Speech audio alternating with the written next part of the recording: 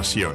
Una pasión que siempre me acompaña y con la que he aprendido a escuchar, a llorar, a sentir, a reír, a amar, a vivir. La ópera, una pasión sin límites que me llena día a día.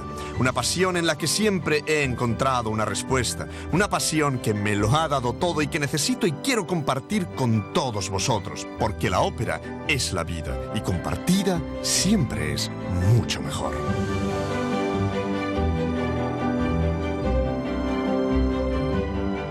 Para todos los que tenéis la necesidad de crear belleza, para todos los que veis la belleza en todas partes o simplemente para todos aquellos que siempre veis el lado bonito de las cosas, esta es vuestra ópera. La belleza por la belleza.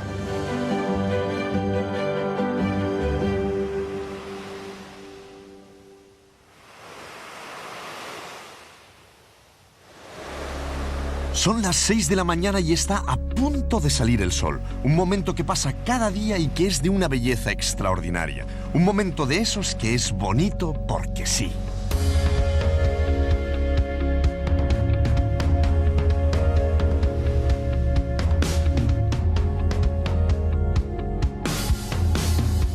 Aquí la tenéis, la salida del sol, la realidad objetiva. Bien, vosotros lo estáis viendo a través de la cámara, pero lo que estáis viendo es la realidad más objetiva posible. Pero atención, ¿cómo vería un pintor este amanecer?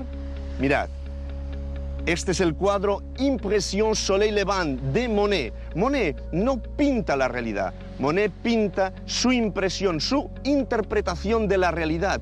Cómo la luz incide en esta realidad y cómo esto nos produce una impresión que nosotros necesitamos para entender el cuadro.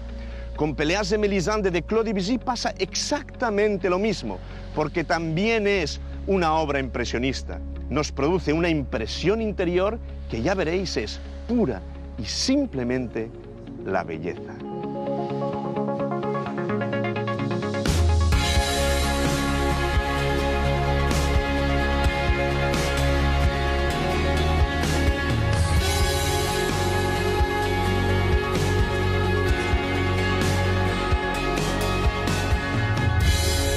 ¿Qué es la belleza?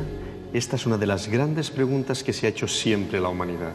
Una pregunta que sin duda tiene miles de respuestas, como por ejemplo las que escuchamos en la película Venus durante la genial conversación entre Peter O'Toole y Jodie Whittaker en la National Gallery de Londres mientras están mirando el maravilloso cuadro de Velázquez, La Venus del espejo.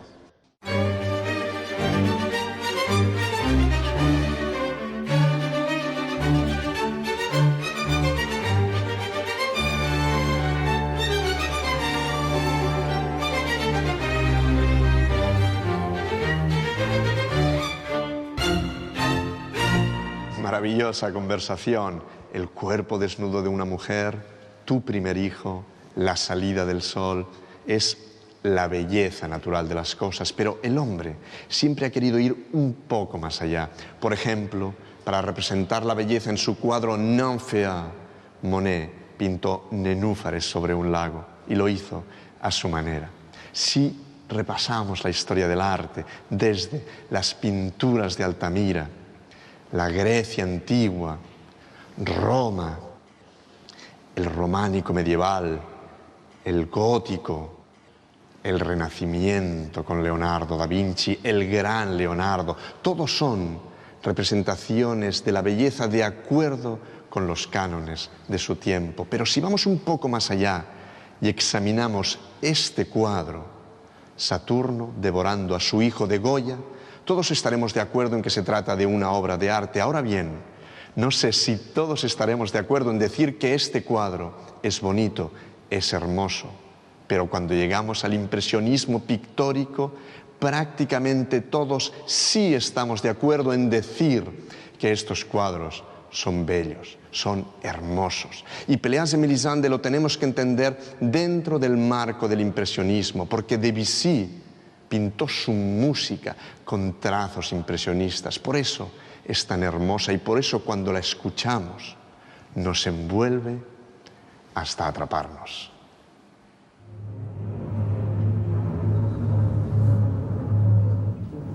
Descendons par ici, En Pelléas y Mélisande el argumento es un poco confuso. Diría incluso que es lo menos importante. Es la historia de dos hermanastros, Pelléas y Goulot, que están enamorados de la misma mujer, Mélisande, una mujer misteriosa que se casa con Goulot.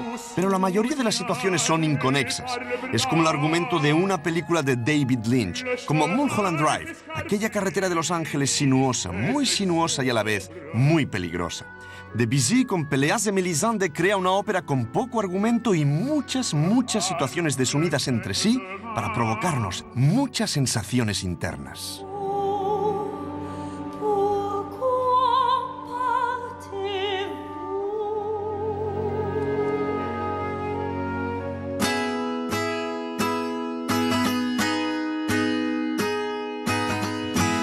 I feel like a ride in the city with you here, showing me the way to go. It feels like home.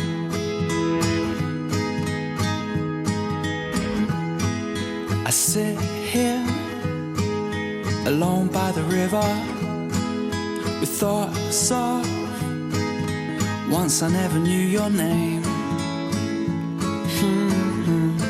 Now we're just the same. Lo primero que quiero contaros es cómo escuchar la música de Debussy, porque el lenguaje musical se puede utilizar de muchas maneras. Por ejemplo, tomemos una idea, la que sea. Estamos ahora en este museo, en este lugar absolutamente maravilloso, y llega el momento de cerrar el museo. ¿Cómo nos diría Beethoven esta idea desde un punto de vista musical? Beethoven nos diría esto, mirad.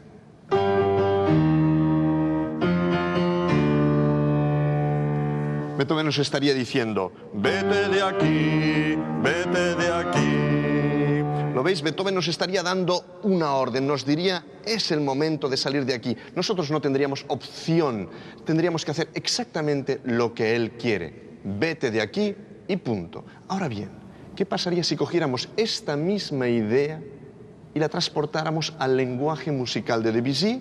Pues ¿qué pasaría? Esto. Escuchad.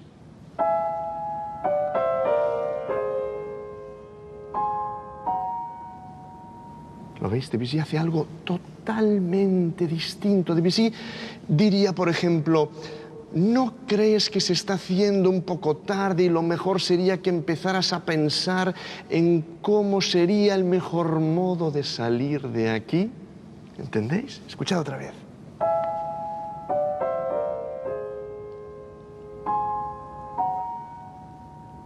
Porque Debussy lo que intenta es huir de las armonías rígidas. Él quiere liberar la música y, por tanto, nos está sugiriendo una idea. Y esta idea nos produce una impresión que nosotros tenemos que interpretar. Y sea cual sea el sentimiento que nos produce, será siempre el correcto, porque eso es exactamente lo que Debussy quería, liberar la música. Por tanto, para entender su música tenéis que dejaros llevar por ella y por la armonía sugestiva de Debussy.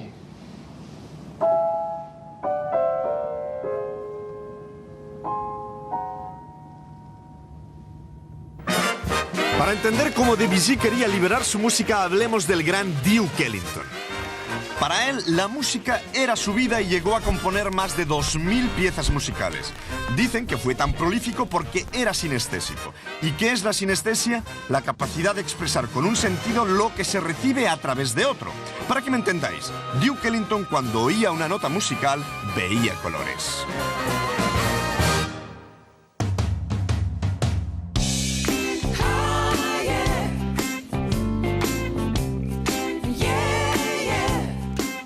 Hi, come on. Hola, How are you adelante, doing? ¿qué tal? ¿Cómo estáis? Voy a abrir una caja de lápices de colores por estrenar. Para mí siempre es un momento mágico porque cuando la abres es como si tu creatividad brotase. ¿No os parece? Sí. Sí. Bien, vamos allá. Abramos la caja. Wow, aquí están. Bonitos, ¿verdad? Sí. Bien, pero aparte de esto, si fuéramos sinestésicos, al abrir la caja y ver estos colores, ¿qué habríamos escuchado? ¿Música? Música, exacto. Notas musicales. De hecho, Duke Ellington dijo una vez que cuando sonaba un re, él veía... ¿Qué color? Rojo, amarillo... ¿Azul oscuro? Azul oscuro, exacto. Este de aquí, azul oscuro, parecido a este, más o menos. Me gustaría que hiciéramos un experimento. Me gustaría que dibujarais. Vale. Quiero que dibujéis, pero no solo eso. Quiero que dibujéis la música que tocaré para vosotros. Vale. ¿De acuerdo? ¿Sí? ¿Estáis listos? Vale. Tenéis los lápices ahí, los lápices de colores, y yo tocaré para vosotros.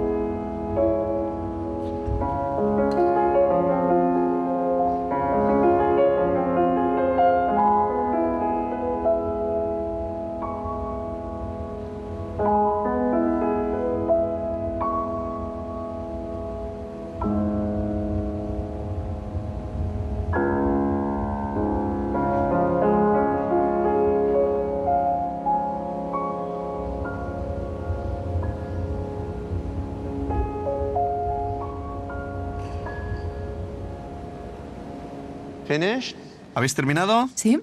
¿Sí? ¿También habéis terminado allí? Vale, vamos a ver. Acercaos, acercaos. James, ¿podrías explicarnos qué es lo que has pintado?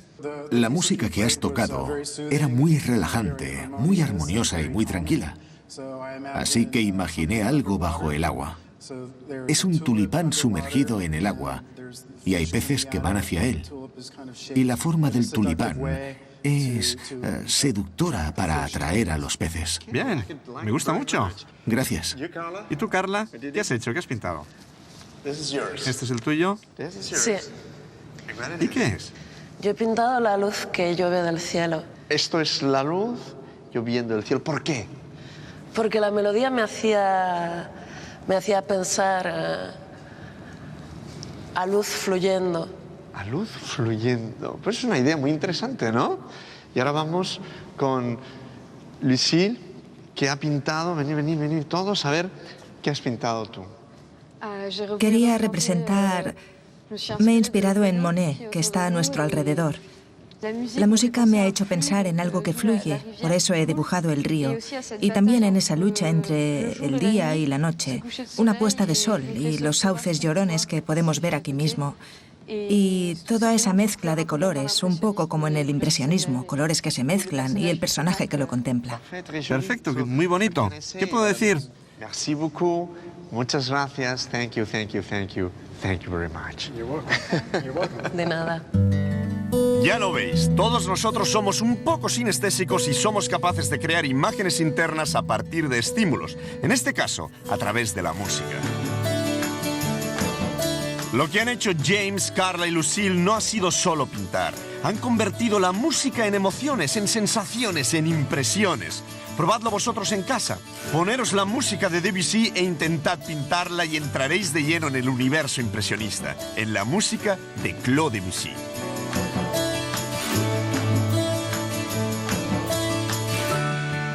Volvemos a Monet. Monet no se hizo solamente famoso por su cuadro Impression Soleil Levant. No, también se hizo famoso por una serie de cuadros que pintó sobre esta catedral. Y digo cuadros en plural, porque Monet no pintó solo un cuadro de la catedral, no, pintó 31. ¿Por qué? Pues porque para los impresionistas lo más importante era cómo la luz incidía sobre un paisaje o sobre un objeto. Y eso es exactamente lo que Monet hizo aquí en Rouen.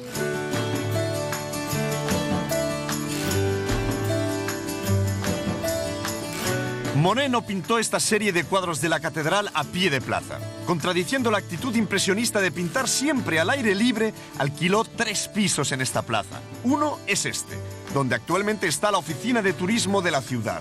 Los otros 2 estaban en los extremos de la plaza. Monet pintó el efecto de las diferentes luces del día sobre esta extraordinaria catedral gótica. Cuando salía el sol, un cuadro. A media mañana, otro cuadro. A mediodía, otro. Si el cielo se nublaba, otro cuadro más. Si volvía a salir el sol por la tarde, otro cuadro. Y así, hasta 31.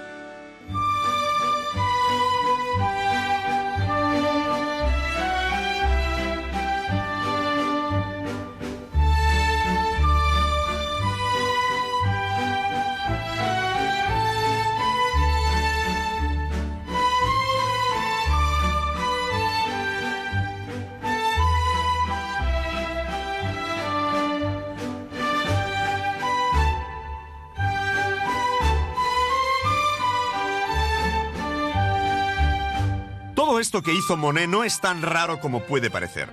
Tened en cuenta que ya estamos a finales del siglo XIX y que ya existía la fotografía. La fotografía permitía mostrar la realidad objetiva, la realidad tal y como es. Por lo tanto, los pintores lo que buscaron es expresar su propia visión de la realidad. Y por eso Monet pintó 31 cuadros de esta fachada, un cuadro diferente para cada cambio de luz. Monet aparece por todas partes en Rouen, y no solo Monet, sino todos los pintores impresionistas. Ellos son una de las grandes atracciones turísticas de Normandía y de la riba del Sena. De hecho, fue en esta parte del noreste de Francia donde nació este movimiento artístico. Desde hace años, la Oficina de Turismo de Rouen organiza un taller donde los pintores pueden pintar la catedral exactamente como lo hizo Monet, desde este mismo sitio. Sin duda, uno de los mejores modos para entender y sentir el espíritu impresionista.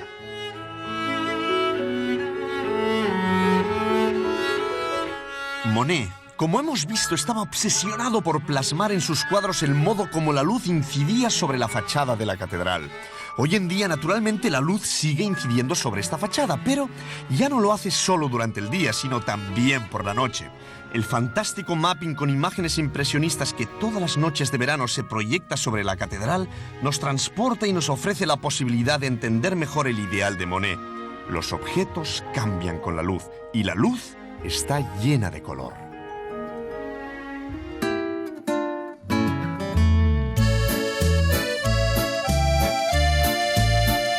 Monet decía que solo sabía hacer 3 cosas: componer música, hacer de jardinero y comer, porque cocinar no cocinaba. Lo que sí hacía era ir a los mercados o a las granjas cercanas a su hogar para que le suministraran productos de primera calidad.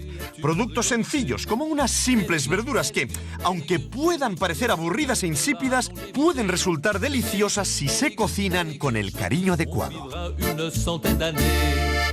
Tanto en sus comidas diarias como en sus celebraciones, o simplemente cuando recibía a sus invitados, Monet otorgaba a la mesa la importancia que se merecía. Lo controlaba todo: los menús, la ubicación de los invitados, los horarios. Por ejemplo, la comida, el almuerzo se servía siempre a las 11:30 y la cena siempre a las 7. Era muy estricto sobre esto. Para él, comer era una filosofía de vida. Sin saberlo, inventó lo que hoy se llama el slow food, el concepto de comer bien y sin prisas. Merci beaucoup, madame.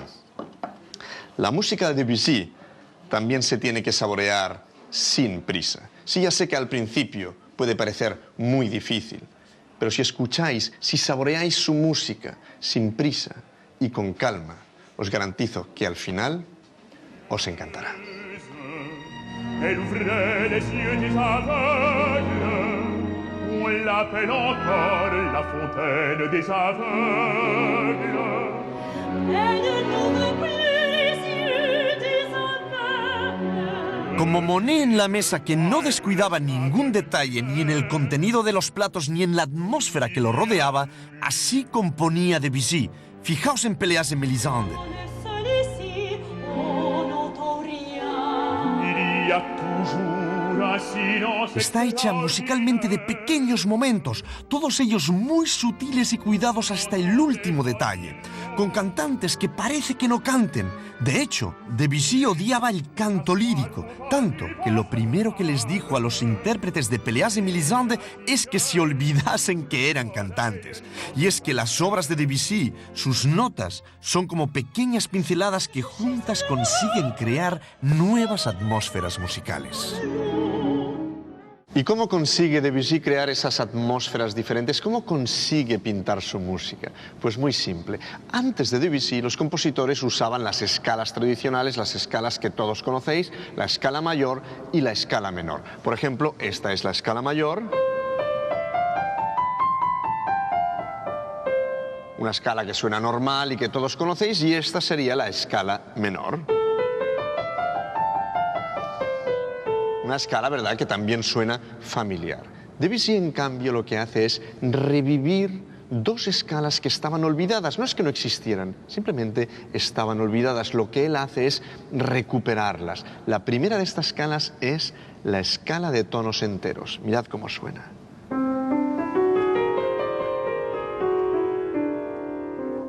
¿Lo veis? Con una simple escala hemos conseguido crear una atmósfera totalmente nueva. Escuchad. ¿Y por qué se produce esto? Pues porque esta escala no alterna entre tonos y semitonos como las anteriores. En esta escala no hay semitonos, es decir, la distancia entre cada una de sus notas es siempre la misma. Un tono exactamente. La segunda escala que Debussy recuperó es la escala pentatónica, que suena, atención, de esta manera.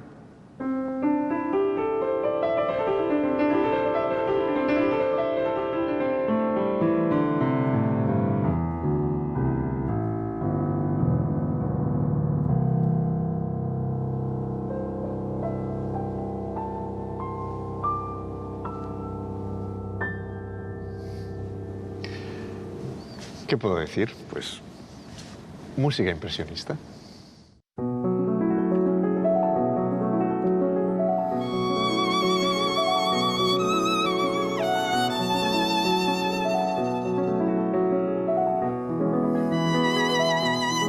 Para hablar de Pelléas y Mélisande he quedado con el gran director de orquesta alemán Michael Boder, un hombre que lo sabe todo, o casi todo, sobre la música de Debussy.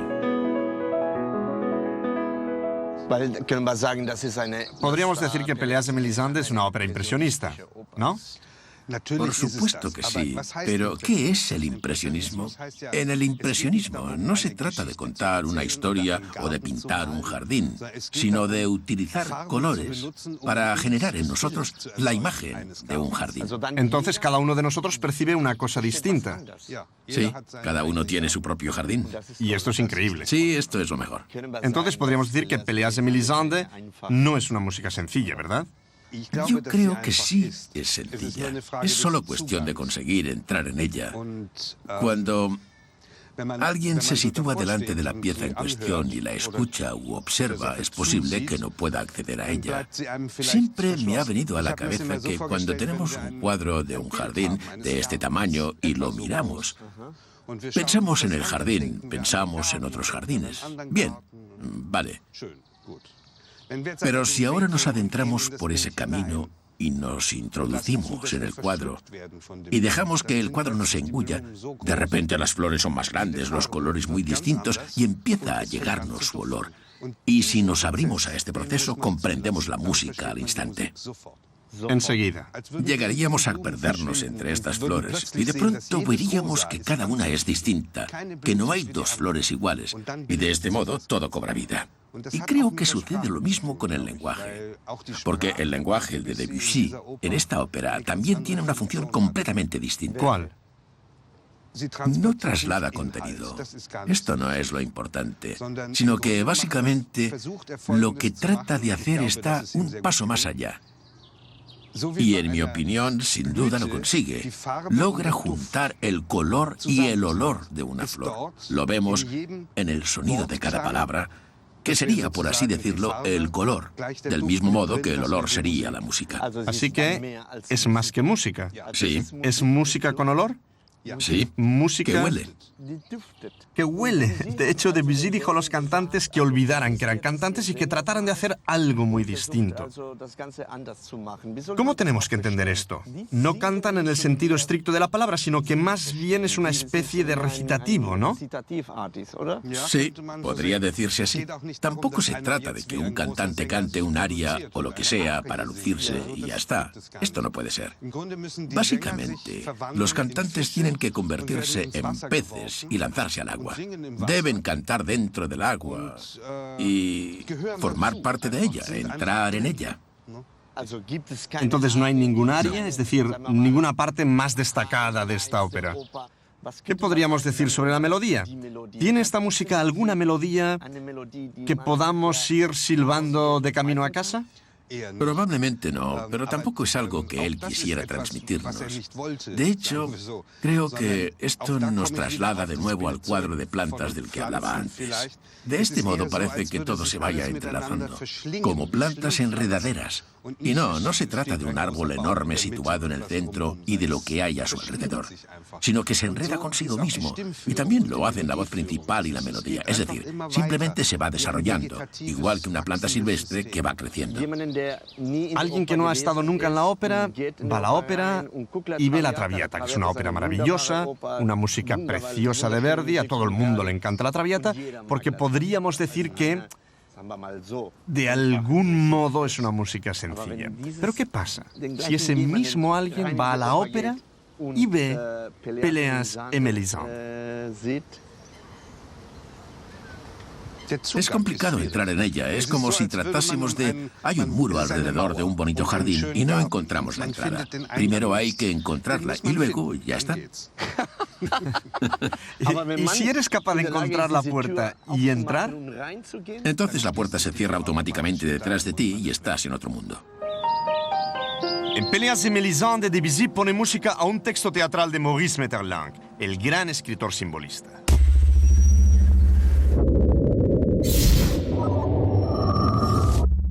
Este movimiento literario rompió con el romanticismo imperante del siglo XIX.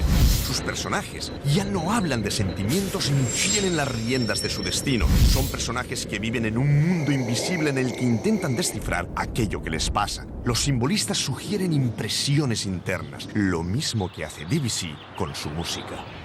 Me encuentro justo debajo de la Torre Eiffel. Detrás mío veis pasar el río Sena, que divide la ciudad de París en dos mitades. Al norte encontramos, por ejemplo, el barrio de Montmartre o los famosísimos Campos Elíseos. Y aquí, delante mío, al sur de la ciudad, veis el barrio de Saint-Germain o el famosísimo también barrio de Montparnasse.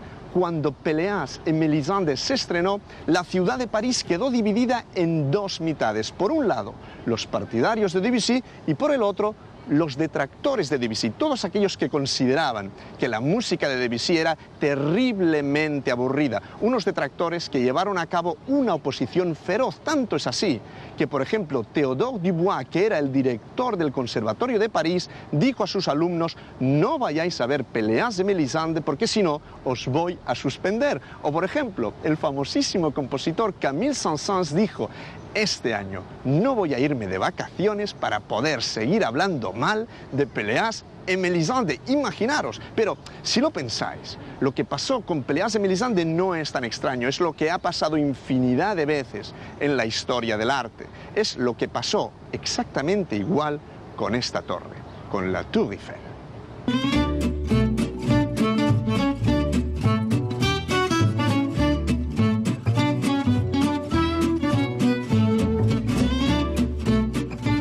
Cuando se construyó para la Exposición Universal de 1889, París también se dividió entre los partidarios de esta gran obra arquitectónica y los que la veían solo como un gran armatoste de hierro sin ninguna gracia. Los que querían derribarla y los que querían mantenerla en pie. Con los años, la Torre Eiffel se ha acabado convirtiendo en un símbolo que va más allá de esta ciudad, un símbolo universal. Hoy en día nadie puede imaginarse el perfil de París sin esta torre, del mismo modo que nadie puede imaginarse la historia de la ópera sin Péléas et Mélisande.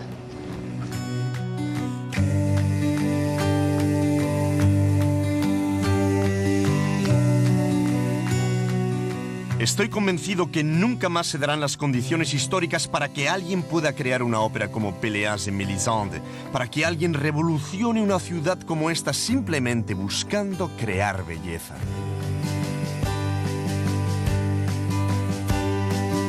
Ahora me gustaría que nos fijásemos en otro de los símbolos arquitectónicos de París, la majestuosa Notre Dame. Tanto la Torre Eiffel como Notre Dame se construyeron siguiendo las proporciones perfectas. Observad atentamente la fachada de Notre Dame. ¿Sí? ¿Lo habéis hecho ya? Pues veréis que su forma es la suma de rectángulos perfectos.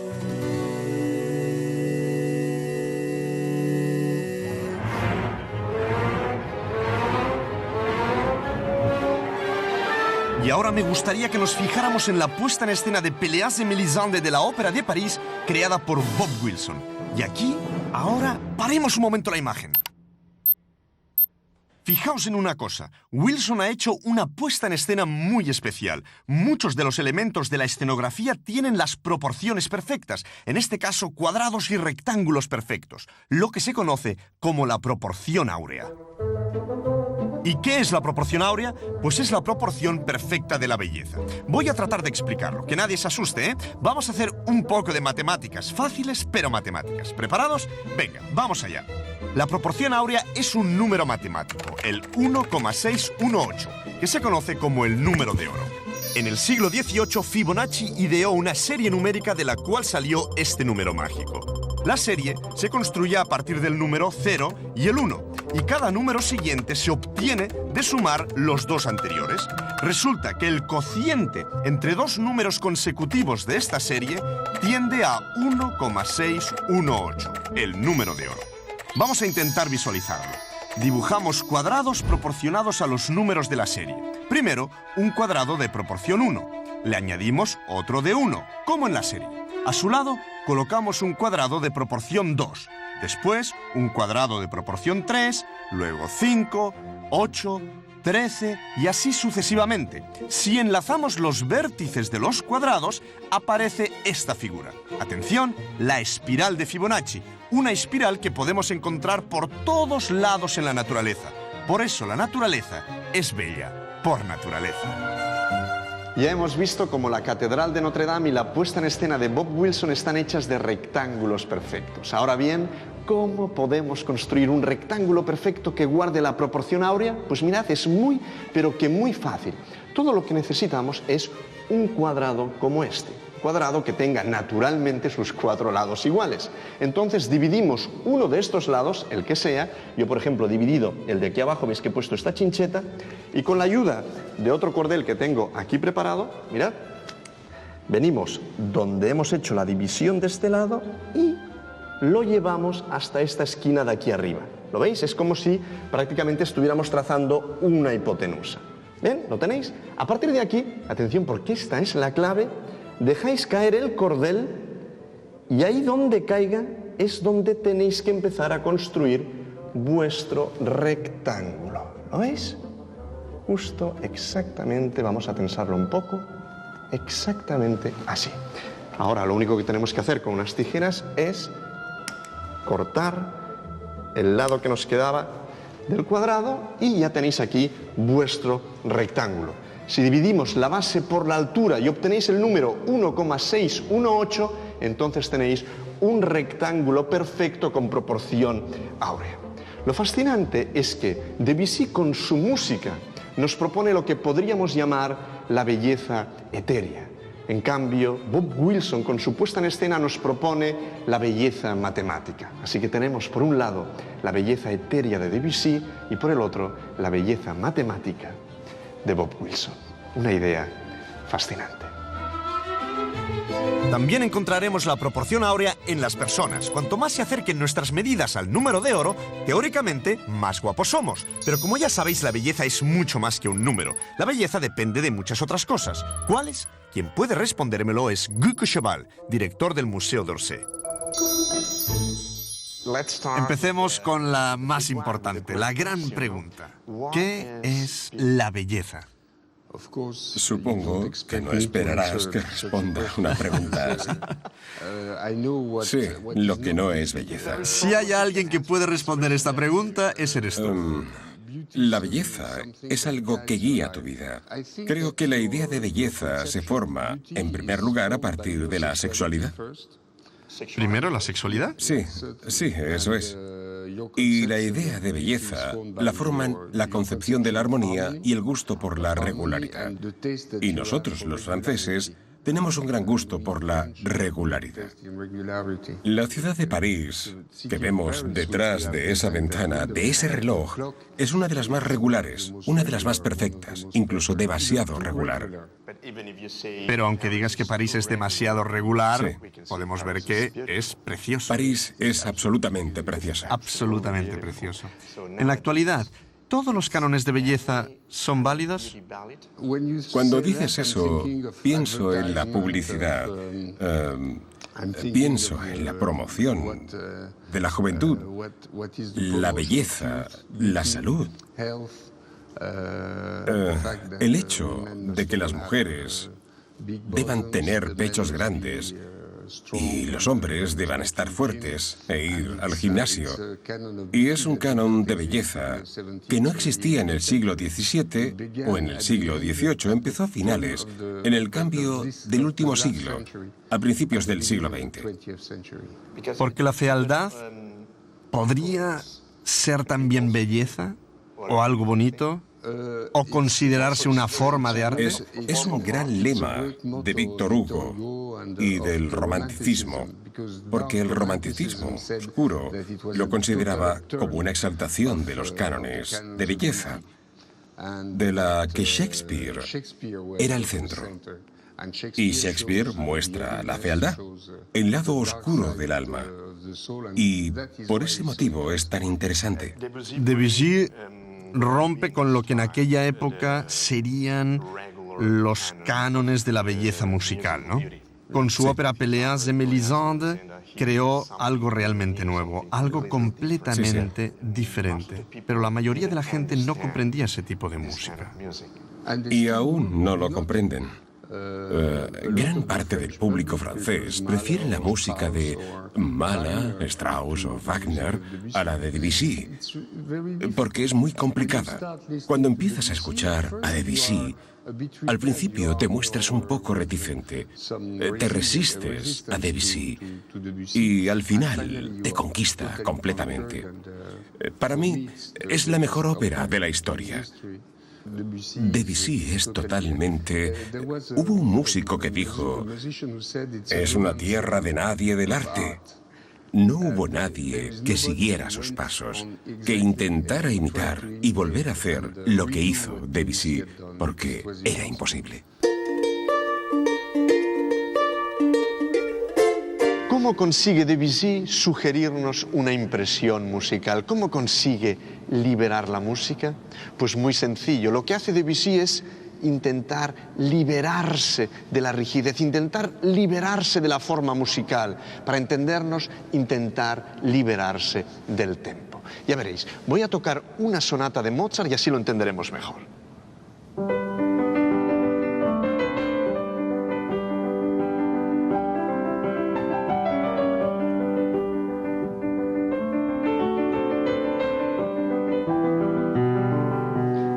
¿Habéis visto? Mozart es puro tempo. Mirad la mano izquierda.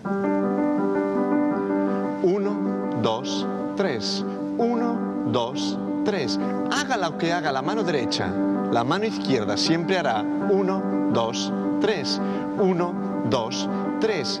¿Qué pasa en cambio con la música de Debussy? Atención.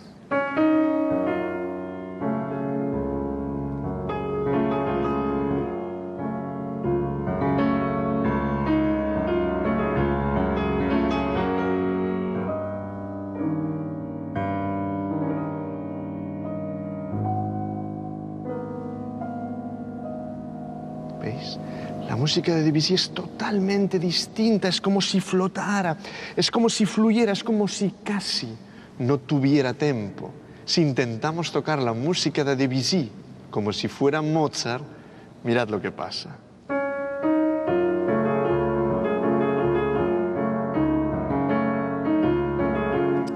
Deja de funcionar, deja de ser Debussy, en definitiva, no es su música. porque la música de Debussy requiere que fluya.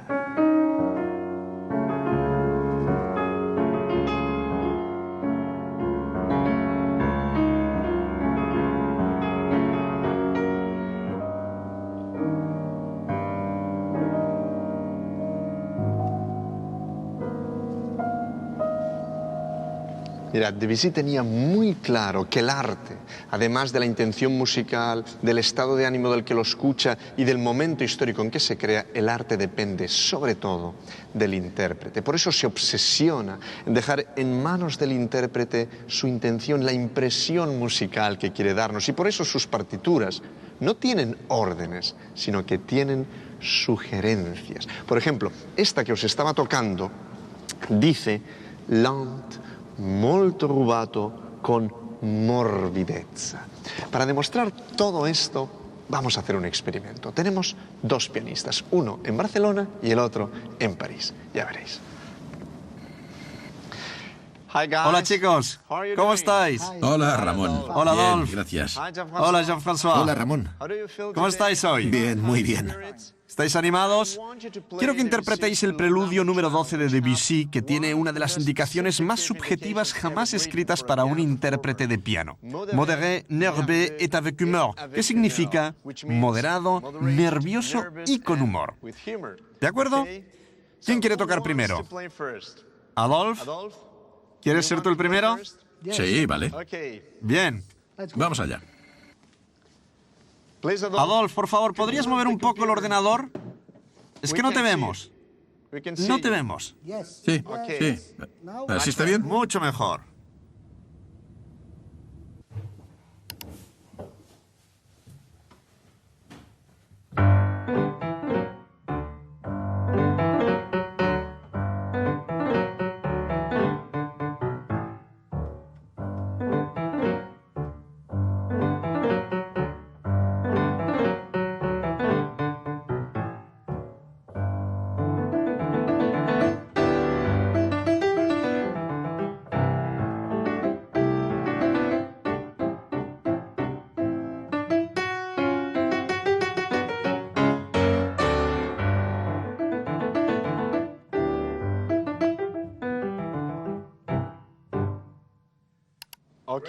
Vale, Adolphe. Muchas gracias. Gracias por tu interpretación. Ahora, Jean-François, es tu turno. Vale. ¿Estás listo? Sí.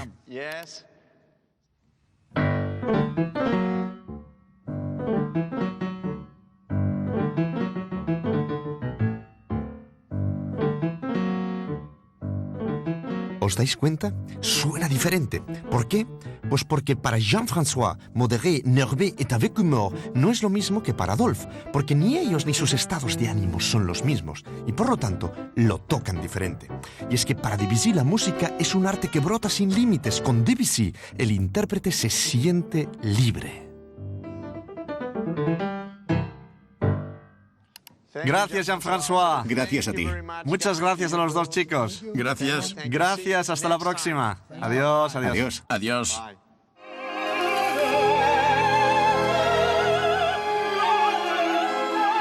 Y llegamos al final de la ópera. Los dos hermanastros son víctimas de los celos. Goulot no puede soportar que Mélisande se haya enamorado de Péléas. Entonces mata a Péléas y hiere de muerte a Mélisande. Pero no es un final típicamente romántico. Incluso en estos momentos tan duros, nada es claro, nada es contundente, nada es evidente. Todo es sutil, todo es solamente una impresión.